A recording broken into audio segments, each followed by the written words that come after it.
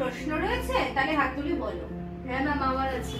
হ্যাঁ বলো, তোমার কি প্রশ্ন আছে? আমার প্রশ্ন হচ্ছে আমি কে আর আমার জীবনের উদ্দেশ্য কি, আমি এটা জানতে চাই। আচ্ছা, তুমি কি কখনো ফিল করেছো নিজেকে? না ম্যাম, সেভাবে আমি কোনোদিনও ফিল করিনি, কারণ আমার এই সমস্ত নিয়ে কোনো চর্চা নেই সেভাবে। আচ্ছা আচ্ছা, তোমাদের বাড়িতে কি কেউ কখনো এইসব ব্যাপার নিয়ে কোনো চর্চা করে? তোমাদের বাড়িতে পূজা অর্চনা হয়? আচ্ছা, তাহলে তোমার মনে এই যে প্রশ্নটা জাগলো হঠাৎ করে, কেন এই প্রশ্নটা জাগলো?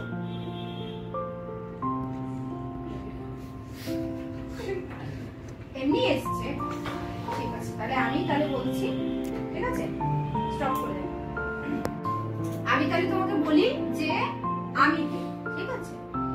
এই যে দেহটা, এই দেহটা কিন্তু আমি নই, ঠিক আছে? সবাই কিন্তু এই দেহটাকেই আমি ভাবে যে এই দেহটাই আমি। এই দেহ কিন্তু আমি নই, কারণ দেহের ভিতরে যিনি রয়েছেন সেই হলো আমি।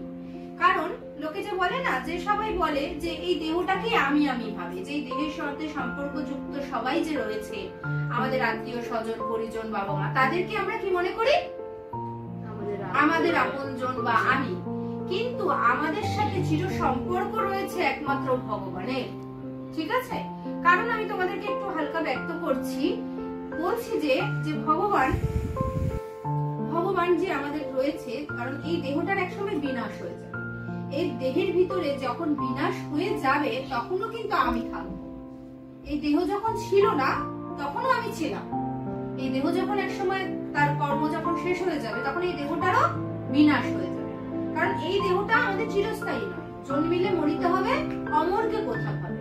মানে এই দেহ কার শেষ, মানে পুরাতন নতুন জামা কাপড় পরি আমরা, তারপরে জামা কাপড় যখন বস্ত্র জীর্ণ হয়ে যায় তখন আমরা সেই বস্ত্রটাকে কি করি? ফেলে দিই, চেঞ্জ করে নিই, বাড়িতে ফেলি, আবার নতুন বস্ত্র পরিধান করি। যখন আমার দেহের কাজ শেষ হয়ে যাবে তখন আমরা কি করি? আমাদের এই দেহটা বিনাশ হয়ে যায়। কিন্তু আমি যে প্রকৃত যে আমি, যে আত্মা, তার কিন্তু, অর্থাৎ জীব আত্মা, ঠিক আছে, তার কিন্তু কোনো বিনাশ হয় না, তার কিন্তু কোনো শেষ নেই। কারণ তাকে আমরা আগুনে পোড়াতে পারি না, আমার দেহটা পুড়ে যাবে কিন্তু আত্মাটা পুড়বে না। তাকে জলে কিন্তু ভেজানো যায় না, তাকে চাকু দিয়ে এফোর করা যায় না।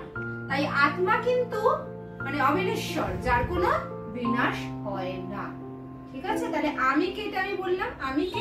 আমি হলাম জীব আত্মা, অর্থাৎ আমার জীবনের উদ্দেশ্য কি? পরমাত্মার সাথে মিলিত হয়ে যাওয়া, যাকে নির্বিশেষবাদীরা বলে, যে পরমাত্মার সাথে যারা নিরাকার ব্রহ্মের আরাধনা করে তারা বলে যে আমাদের জীবনের উদ্দেশ্য হলো আমরা যে আত্মা, পরমাত্মার সাথে মিলিত হয়ে যাওয়াই আমাদের জীবনের উদ্দেশ্য। আর আমরা যারা ভগবানকে আরাধনা করি সাকার রূপে, যারা আমরা মনে করি যে ভগবানের সাথে সম্বন্ধ পাতাই আমরা, যে ভগবান আমার পিতা মাতা, বা ভগবান আমার বন্ধু সখা, বা ভগবান আমার প্রিয়জন আপনজন, যে আমরা যেইভাবে ভগবানকে সেবা করি, তো আমরা ভগবানের সাথে একটা সম্বন্ধ তৈরি করি। তাই ভগবানও থাকে, আমিও থাকি। তাই তা আমাদের সেবা করাই হলো আমাদের মেন জীবনের ধর্ম, ঠিক আছে? স্টপ। বলি যে আমরা কিভাবে 84 লক্ষ যোনি ভ্রমণ করছি। কত লক্ষ? 84 লক্ষ। আমরা ভগবানের ধামেই ছিলাম। আমাদের নিজস্ব যে কর্মগুলো, যে আমরা কর্মগুলো করেছি, কিছু খারাপ কর্ম, যার দরুন ভগবানের দ্বারা সেই ধাম থেকে আমরা চলে এসেছি এই মত্ত ধামে, যেটা হলো কর্মভূমি, যেখানে আমরা কি করতে এসেছি? কর্ম করতে এসেছি। 84 লক্ষ যোনি ভ্রমণ করে কোন সাধুগুরু বৈষ্ণবের বিশেষ কৃপায়, কৃপাতে এমনি পাওয়া যায় না, করিয়া পাওয়াকে বলা হয় কৃপা। যখন আমরা কোনো ভালো কাজ করি তখন আমাদের কোনো সাধুগুরু বৈষ্ণব ভগবানের বিশেষ আদেশে আমাদেরকে কৃপা করে গৌজীবন দান করে। আমাদের 84 লক্ষ জনের মধ্যে গৌজনই আমাদের শেষ পশুজনী, অর্থাৎ গোমাতা। তারপরে আমাদের মনুষ্য জীবন আমরা পাই। এই মনুষ্য জীবন যে পাই, এই মনুষ্য জীবনে যখন আমরা মাতৃগর্ভে থাকি, তাই তো? একটা মাতৃগর্ভে একটা বাচ্চা কিভাবে থাকে? তার মাথাটা থাকে নিচের দিকে আর পা দুটো থাকে উপর দিকে, ঠিক আছে? এইভাবে আমরা থাকি। কিন্তু আমরা যখন মাতৃগর্ভ থেকে ভূমিষ্ঠ হয়ে যাই তখন একটা বাচ্চাকে কি আমরা ওইভাবে রাখি? বা কাউকে রাখলে কি হবে? তার রক্তটা মাথায় উঠে যাবে, মারা যাবে, বিভিন্ন রকম সমস্যার সম্মুখীন হয়।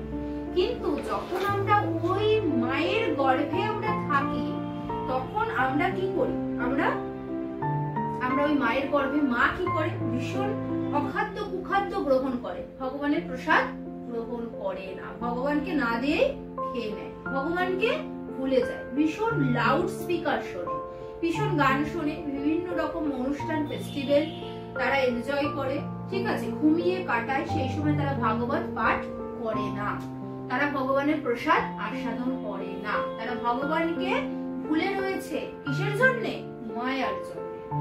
তখন যে এই যে ভুলে রয়েছে তারা, এই যে ভুলে রয়েছে, তার ফলে তার যে গর্ভস্থ যে শিশুটা সে কষ্ট পাচ্ছে।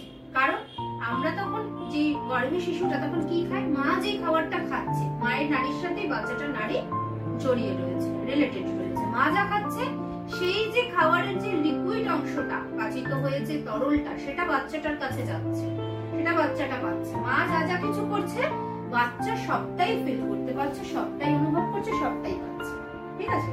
তখন যে গর্ভের মধ্যে যে শিশুটা রয়েছে সেই শিশুটা কিন্তু সেসব কিছু পেতে চাইছে না, কারণ সে তখন ভগবানকে সবসময় ডাকছে যে ভগবান তুমি আমাকে উদ্ধার করো, কারণ আমি এগুলো নিতে পারছি না, আমার ভীষণ কষ্ট হচ্ছে, তুমি আসো, তুমি আমাকে কৃপা করো। তো ভগবান তো ভীষণ দয়াময়, তখন কারণ ভগবানের আমরা সকলেই সন্তান, তখন ভগবান নিজে কি করে, সবাইকে কৃপা করার জন্য সেই মানে খারাপ, মায়ের গর্ভ হলো সব থেকে খারাপ জায়গা, সব থেকে কষ্টের জায়গা, কারণ আমরা যখন ভূমিষ্ঠ হই তখন আমরা ভুলে যাই বলে মায়ের গর্ভে যে তারা কিভাবে ছিল 9 মাস সেটা আমরা ব্যক্ত করতে পারি না। মৃত্যুও যেমন যন্ত্রণার, সেরকম যখন আমরা এই ভূমিষ্ঠ হই, যে 9 মাস থাকি মাতৃগর্ভে, সেই সময়টাও আমাদের কাছে কিন্তু খুব টাফ হয়ে গেছে, খুব সময়টা খুবই দুর্বিষহ, সময় যেন কাটতে চায় না, শেষ হয়েও যেন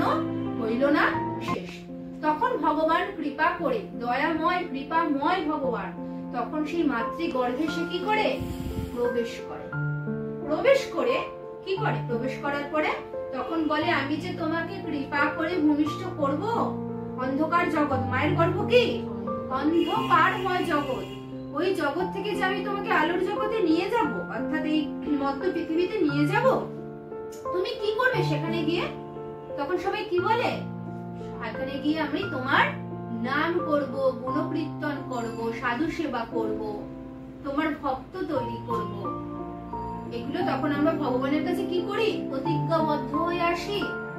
ভগবান বলে ঠিক আছে, তাহলে আমি তোমাকে কৃপা করছি এবং তুমি তাড়াতাড়ি ভূমিষ্ঠ হবে, তোমার এই কষ্ট দূরীভূত হবে।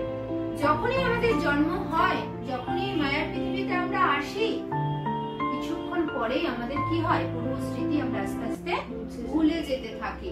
এই মায়ার পৃথিবী, এই মায়া আমাদেরকে ভুলিয়ে দেয়। তখন আমরা এই দেহটাকে আমি মনে করি, এই দেহের সম্পর্কে সবাইকেই আমরা তখন কি মনে করি, আমি মনে করি। আমি যে জীবাত্মা পরমাত্মার সাথে মিলিত হওয়া বা পরমাত্মার সেবা করাই যে আমার জীবনের ধর্ম, যেটা করতে আমি এসেছি, ভগবানের কাছে প্রতিজ্ঞাবদ্ধ হয়েছি, আমরা কি করছি সেটাই ভুলে যাই।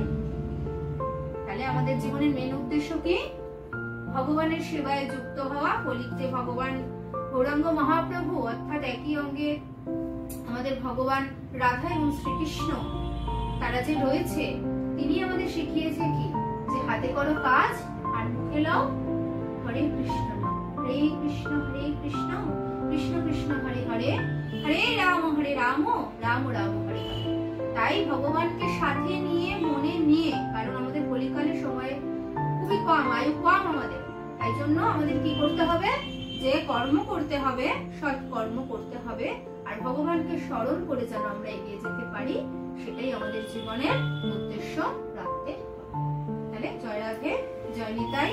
তোমার প্রশ্ন তো আমি নিশ্চয়ই তুমি পেয়েছো, আর কিছু প্রশ্ন থাকলে তুমি